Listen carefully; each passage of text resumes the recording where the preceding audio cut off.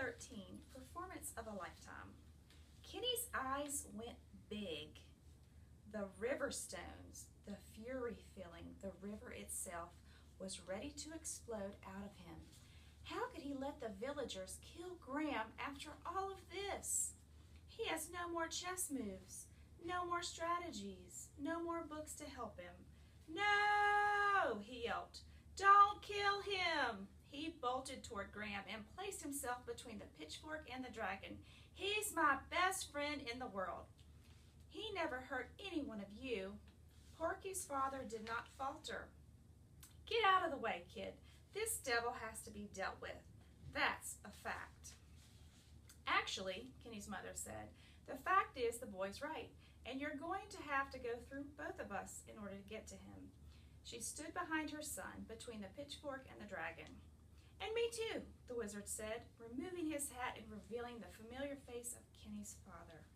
How my dragons? Okay. He took his place behind Kenny, next to his wife, and placed both of his hands on his son's shoulders. The audience was dead silent. Porky's father wavered a bit, but held his ground. Next, George and Charlotte took their place behind Kenny's parents. Now they were all standing between the weapon and Graham. Of course they're all standing here, Porky's father shouted to the crowd. This is part of their little show, but this monster has to die before he kills one of us. Then Porky himself walked up and stood next to Kenny. He said to his ruffian father, "It was a really cool battle. Do we have to kill him, Pa?" Porky's father blinked and stepped back. Silence. Not even the crickets were chirping.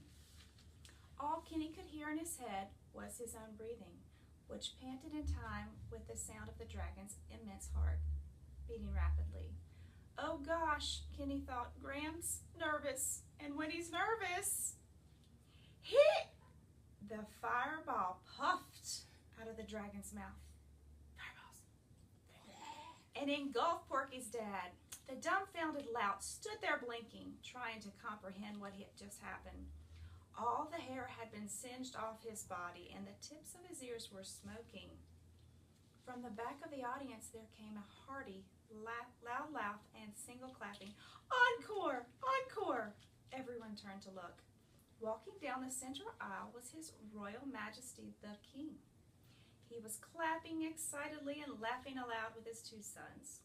The jester joined in, whistling and cheering and shouting, Encore! Encore!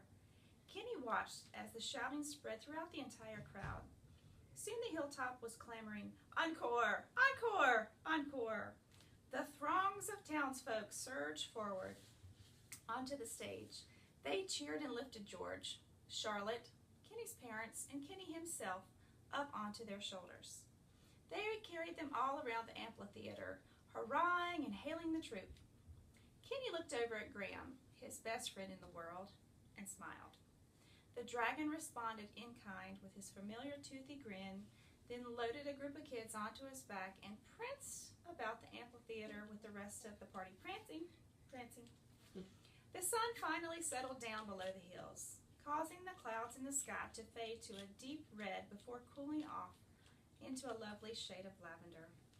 All along the horizon, the little lamplights of Brown Brook flickered on, but no one noticed. They were up on Shepherd's Hill, celebrating the performance of a lifetime.